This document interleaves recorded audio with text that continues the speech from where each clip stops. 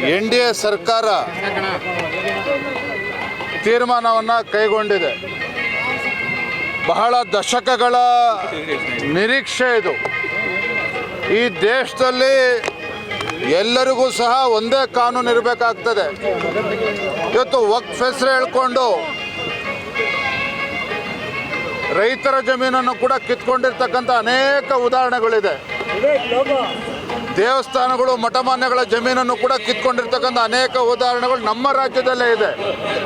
ಆದರೆ ಈ ರೀತಿ ಅನ್ಯಾಯ ಆಗ್ತಾ ಇದ್ರೂ ಸಹ ಯಾರೂ ಕೂಡ ಕಟ್ಟಕಟ್ಟೆಗೆ ಹತ್ತಬಾರ್ದು ಅಂತ ಹೇಳಿದ್ರೆ ಖಂಡಿತ ಯಾರೂ ಕೂಡ ಒಪ್ಕೊಳ್ತಕ್ಕಂಥದ್ದಲ್ಲ.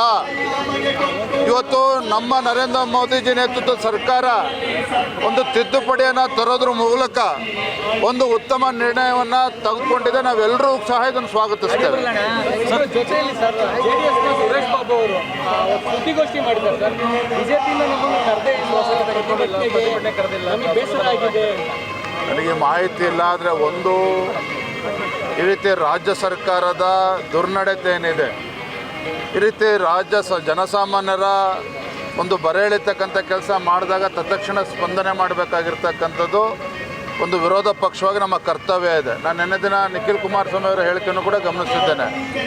ನಾವು ಸಹ ಈ ಬೆಲೆ ಏರಿಕೆ ವಿರುದ್ಧ ಹೋರಾಟದ ಬಗ್ಗೆ ನಾವು ಚರ್ಚೆ ಮಾಡ್ತಾ ಇದ್ದೇವೆ, ಒಂದು ಕಾರ್ಯತಂತ್ರ ರೂಪಿಸ್ತಾ ಇದ್ದೇವೆ ಅನ್ನೋ ಮಾತನ್ನು ನಿಖಿಲ್ ಕುಮಾರಸ್ವಾಮಿ ಅವರು ಕೂಡ ಹೇಳಿದ್ದಾರೆ. ಮತ್ತು ಇತ್ತೀಚೆಗೆ JDS ಪಕ್ಷವು ಸಹ ಗ್ರೇಟರ್ ಬೆಂಗಳೂರು ಬಗ್ಗೆ ಅವರೇ ಪ್ರತ್ಯೇಕವಾಗಿ ಹೋರಾಟವನ್ನು ಮಾಡಿದ್ದಾರೆ. ಆದರೆ ಇದ್ರ ಬಗ್ಗೆ ಭಾಳ ನಾನು ಏನೋ ವ್ಯತ್ಯಾಸ ಇದೆ ಅಂತ ಹೇಳೋದಿಲ್ಲ, ಕೆಲವು ತಪ್ಪಭಿಪ್ರಾಯ ಕಾರಣ ಆಗಿರ್ಬೋದು. ನಮ್ಮ ಉದ್ದೇಶ ಈ ಒಂದು ಸರ್ಕಾರದ ವಿರುದ್ಧ ತತ್ಕ್ಷಣ ಸ್ಪಂದನೆ ಮಾಡಬೇಕಾದ್ರೆ ನಮ್ಮ ಕರ್ತವ್ಯ ಇದೆ. ಏನೇ ಸಣ್ಣ ಪುಟ್ಟ ಗೊಂದಲ ಇದ್ರೂ ಕೂಡ ನಾವು ಮಾತನಾಡಿ ಬಗೆಹರಿಸ್ತೇವೆ. ಏನು ಚರ್ಚೆ ಆಗಿರಲಿಲ್ಲ, ನಾವು ಕೂಡ ಚರ್ಚೆ ಮಾಡಿ ಸಮನ್ವಯ ಸಮಿತಿ ಮಾಡೋದು ಒಳ್ಳೆಯ ಸಲಹೆ ಕೊಟ್ಟಿದ್ದಾರೆ, ಸ್ವೀಕಾರ ಮಾಡ್ತೇವೆ. Thank you.